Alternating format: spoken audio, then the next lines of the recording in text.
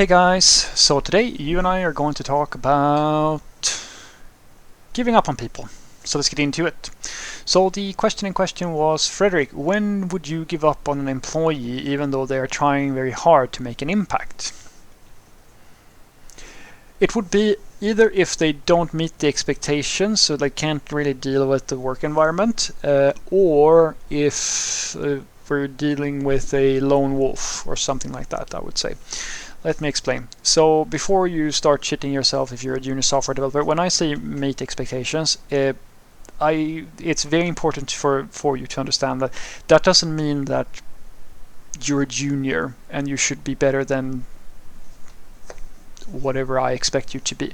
Because usually, at least when I work with juniors, I know that they are junior software developers, and I make that very clear to the managers and like all the people I work with, that this is a person who will not be very productive. That's not, they're starting out. It's like new to them, all this sort of stuff. So if you want to invest in this individual, then go and look for a software, look for a junior who has the passion and the interest and wants to learn and really sponging up like somebody else's knowledge or like wisdom and so forth, and then make sure that there's enough capacity in the time, in terms of time, so that they can get the necessary mentoring that they need to become productive. That's what we go for. So it's actually very rare that you would get rid. I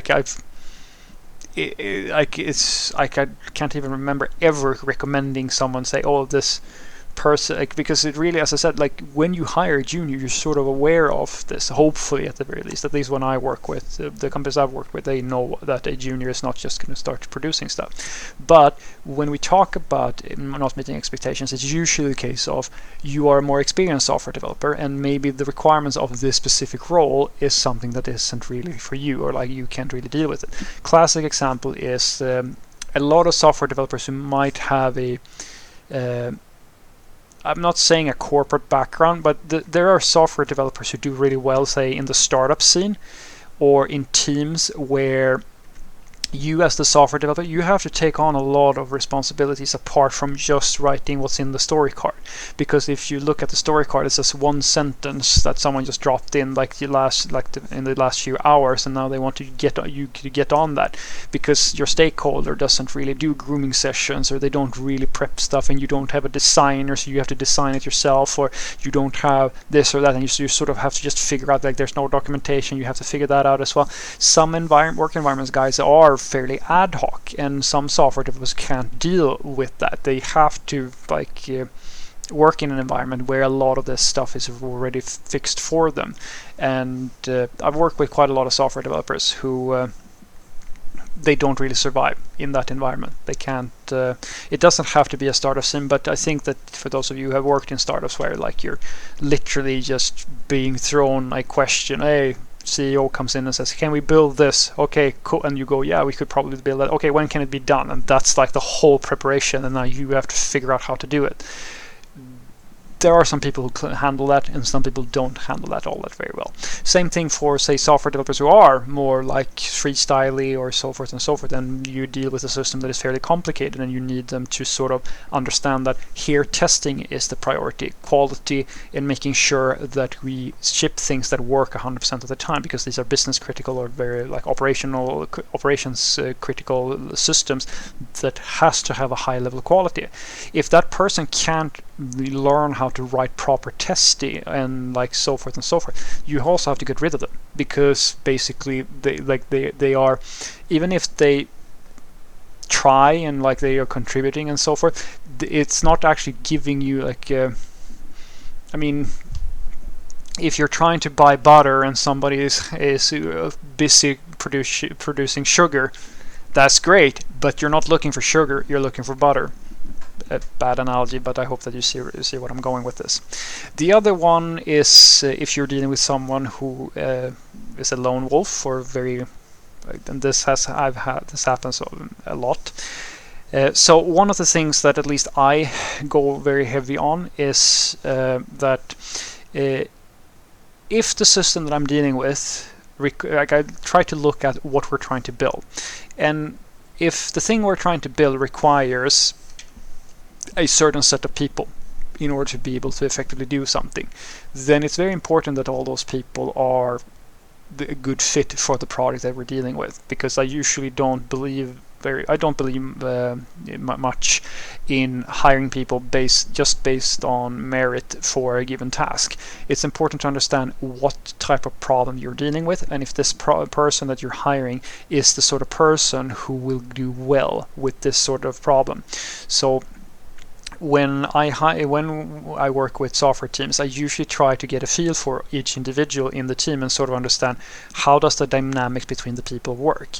And I've gone to a few teams in my day now where you've had this issue where everybody sort of works by themselves. There's no conversation going on between anybody ever, unless there's a bug or someone needs a code review, and the code review is like basically just auto-approved because they don't really talk to each other. They just sort of sit in their own little bubbles and they sort of do their own thing. That is a situation where usually, like my managers and so forth, usually see something that I've seen 100 times before. That sort of behavior leads very quickly to shitty systems. Because it's not you're not trying to share a vision. You're not trying to do like a line on a direction. You're basically just doing things in isolation and sort of knowing what you're supposed to build, but you're not working as a team. And when I see such a situation, the first thing I usually do is to do what I call the code inventory, or like the inventory, where I go through all the code, I go through all the systems, and I go and talk to all the people and sort of figure out who is everybody and sort of how do they work, and sort of observe, like try to learn as much as possible about the environment. And then I start trying here and there to pull on things and see if I can get people to be more engaged, or maybe I ask a question even though I might know the answer and see, will this person respond to me? Will this person interact? Will this person try to help out? Is this a person that is open to work in a more collaborative manner? And if I find that there's someone who is usually very tries to just avoid any type of interaction, doesn't really you don't really get any type of dialogue going with them, that is a person that has to go if the team is going to be healthy. Because the sensation of unity is very important if you want to have an efficient running software team where you can deal with this is not true for every project, guys, but for the projects that requires a collaborative team, which are quite a few, it's very the norm for long running projects where you really have to sort of all align on a vision. This is a must-have, and you can't have one or two people who sort of just sit and go, yeah, no, we're never engaged with, because it brings the whole thing down. You can't, one person can't be the entire team and be the super positive person who just drives everything all the time. You need to have people to at least be open to collaboration, and that's very difficult to achieve if you have these people who sort of want to isolate or wants to they don't have to be hostile, but some of them are hostile. And that's someone you have to let go fairly quickly of, because they will, one bad apple spoils the bunch type of deal. That's what I'm talking about. So what I want you to take away from this is that the times that I usually quote-unquote give up on an employee is if either I'm dealing with someone who can't survive in the environment that they're in, and that's usually happens when you have someone who really doesn't have, they cannot adjust to the work environment, and we can't change it to make it easier on them and so forth. They never get the work done, and when it gets done, it's because basically the entire team has to bridge all the things for them. It takes them forever to do anything, or they can't take responsibility for things that they need to be able to take responsibility for. They basically don't have what it takes to meet the expectations, and that usually takes it takes them a few months to sort of figure out if they're going to be able to survive or not in the environment.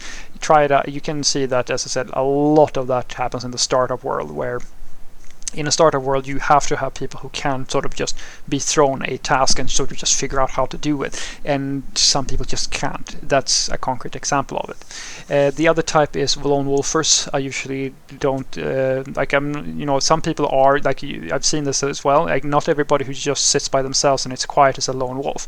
As I said, you do a little bit of probing. You try to figure out, all right, this team, they don't really talk to each other. They don't actually collaborate or anything like that. And like, nobody really even prepares any stories. So everybody's sort of just doing whatever the fuck they want.